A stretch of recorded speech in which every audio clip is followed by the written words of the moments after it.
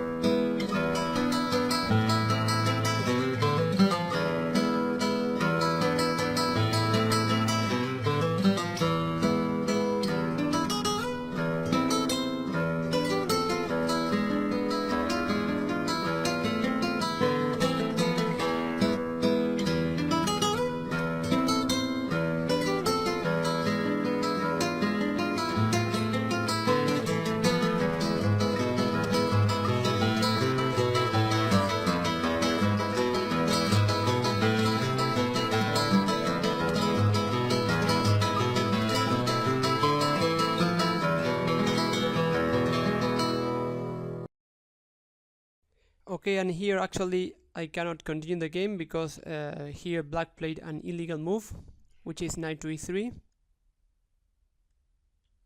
and after the move knight to e3, which I cannot move on the board because black's king is attacked, and after knight to e3 Carlsen played the move king to d3, and we'll get to this incident at the end of the game. Because I really want to check this game, it was played in a Blitz. It was the World Blitz Championship played in Saudi Arabia in 2017. So here we can see the standings where Carlsen actually won the tournament. The tournament was played over the course of 2 days, so 21 games played in 2 days. For those of you who don't know, Blitz games are very quick games, so normally they last no more than 10 minutes. So they played something like 10 games a day, one day, and 11 games another day. So Carlsen was the clear winner with 16 points out of 21 games, and on the second place we got Karyakin and Anand. So now that I showed you the full game, I would like to analyze the game, because regardless of the incident and the result, I was pretty amazed at how Carlsen played this game. So he played a really good game, even for classical standards. We see how he has this feeling, and he can easily find the best moves. So after e4 c5 we get the Sicilian Defense, and here Carlsen played the move a3. This is a very common idea to play, outbeat or sidelines in Blitz, because you don't want to really memorize long lines, and also more importantly you want to play active active ideas. This is very important when you play Blitz, to always try to develop your pieces quickly and attack. This is what Carlsen here did. So by the way, a3 is a very rare move. So here normally white continues with a move like knight to f3, c3 are very common. I don't know, even knight to c3, but a3 is really rare move. So, and here Inarkiev played the move knight c6, and well, as I told, there are not many moves, not many games played on this line, but according to my database, g6 is more common. So that after b4, bishop g7, knight c3, d6, black tries to keep the center. So the idea of a3, by the way, besides surprising your opponent, is just to attack with b4, and if this pawn is taken on b4, then white will get the center. White is even willing to give a pawn for the to sacrifice a pawn to gain the center, which is what happened in the game after knight to c6. b4 in a way makes sense, because if white plays any other developing move, then the move a3 just doesn't make any sense at all. So white would really waste a tempo. So after b4, black took the pawn, which actually, okay, this is a blitz game, you know, it's you have to make quick decisions, but actually I even like here to play a move like knight to f6 instead of getting the pawn, because here you are the one also attacking a pawn. So because after taking the pawn it is not a bad move, but after knight takes b4, d4, we see that white is already taking the center, and you know it's easier for him to play. So also in a blitz game this is kind of an advantage. Black played correctly, d5, attacking the center, and after c3, knight to f6, e takes d5. So white exchange a pair of central pawns, but white still has more central pawns, and this queen can also be kicked away sometimes. So that's one of the main ideas. And an idea, it's what Carlsen played, knight to a3. So here he will also gain some tempo, because knight to b5 will threaten knight to c7, and it is almost impossible to stop this move, because after a6, white could still even play knight b5, because the rook will be pinned. So bishop f5 developing, knight to b5, and here knight c7 is a big threat. That's why black played rook c8, which is almost kind of only move,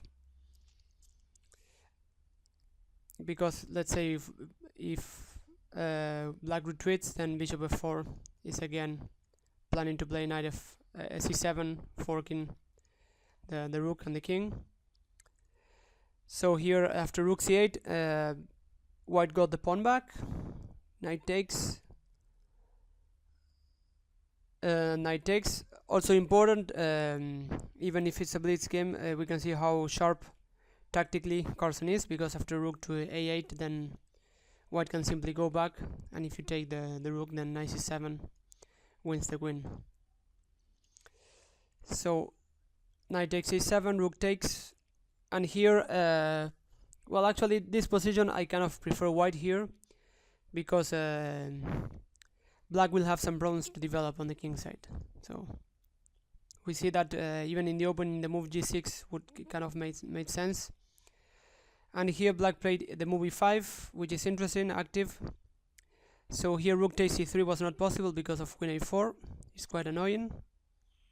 And if you play something like queen c6 or rook c6, then bishop b5 would pin the rook or the queen. And after bishop d7, then rook a8 would lead to checkmate after rook c8 and rook takes. So as I said, I was pretty impressed by how well Carlsen played this game. Until the end, where he made a big blunder, but we'll check that later. So after knight f3 is again a developing move, takes, he took with the knight. Other captures were possible, but knight is logical, just attacking the bishop. Bishop d7, and here Carlsen played a very interesting move, which is knight to b5, and after the exchanging queens, we see that white is way more active here, and also this black king is still not very safe. So bishop c6, bishop to d3,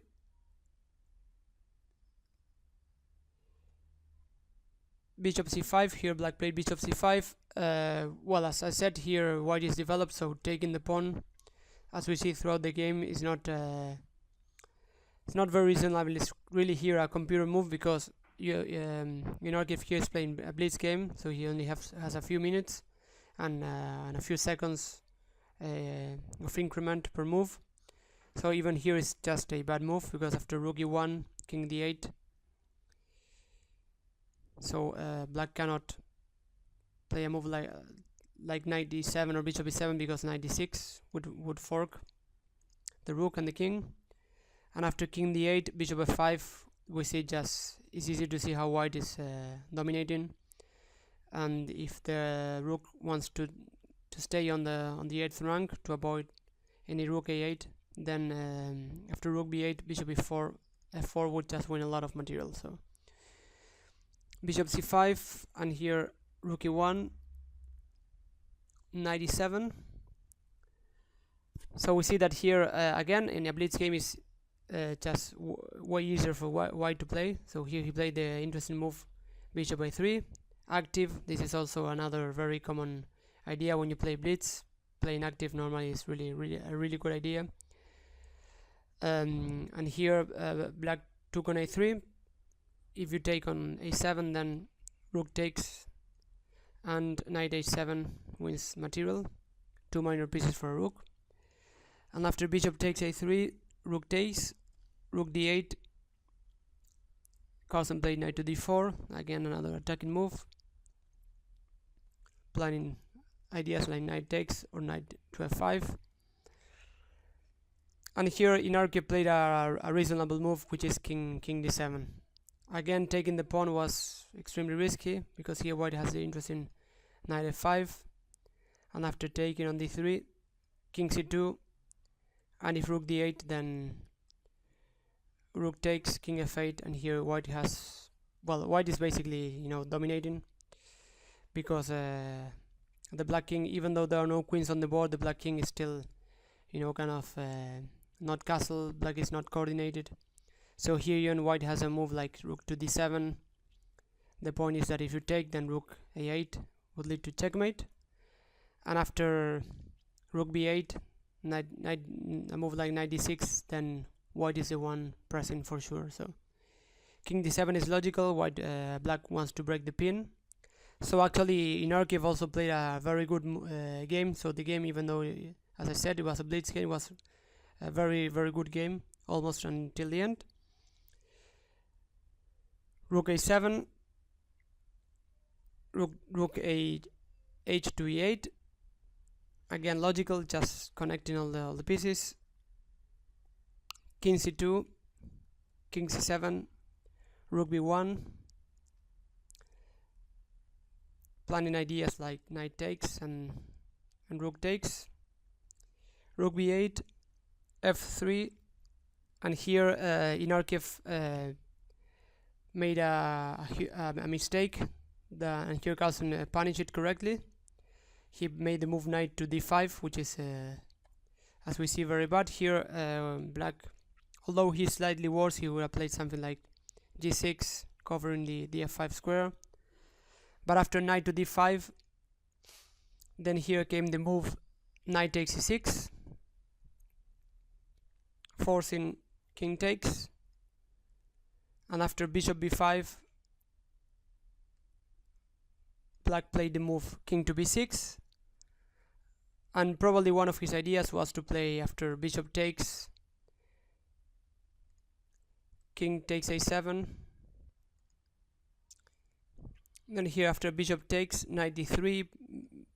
Maybe white is getting some counterplay, although I'm not so sure about it, but Carlsen ideas was even better, which is to play the intermediate move.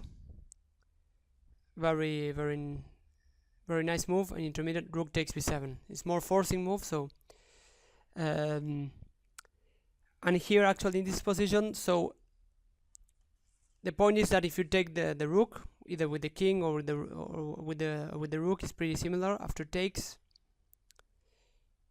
king, a move like king c7, then we exchange rooks, and then g3 is the simplest, where white basically gets an ending with where he has a pass pawn, and here as you probably know, the bishop is much stronger than the knight in these open positions, in these endings. So I think this is just a matter of technique, and you know that Carlsen is quite good at this. So the position I think is pretty much winning for Carlsen. But instead of playing the move of taking the rook, here Inarkiev played the move knight to e3, which actually is, I cannot reproduce it on the board because it's an illegal move.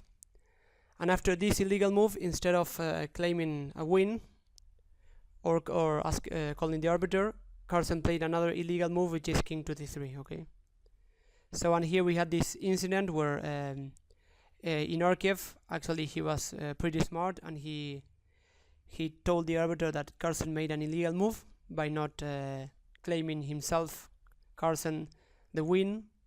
So the arbiter gave the win to Inarkiev, but then after some minutes, then Carlsen talked to the chief arbiter, and the chief arbiter gave the win. Actually, he didn't give the win to Carlsen, but he asked the players to resume the position with the king on d3, which would still be winning for Carlsen, because there he could claim again the illegal move, and then Inarkiev denied to continue playing, so that's why Carlsen won the game. So it's quite a weird situation to see, a world champion not claiming a win after an illegal move. And I don't know if this happened to you guys. You can let me know in the comment section. So just to finish with this lesson, well, first of all, I would like to highlight this the quality of the game up to this point, because Carlsen, he made very active moves, and the game was pretty correct up to this point. So I would suggest that when you play a game, first of all, you know the rules about illegal moves in the tournament. So the tournament might have specific rules. Sometimes when you make an illegal move, you lose the game straight away. In other cases, some time is given to your opponent, but you don't lose the game. So it's really important to know this. So whenever you're in doubt, just ask the arbiter about this. And last but not least, if you don't like the decision of the arbiter, just go to the chief arbiter, as Magnus did. So this might give you a full point. So that's it for today, guys, and I'll talk to you next time. Bye bye.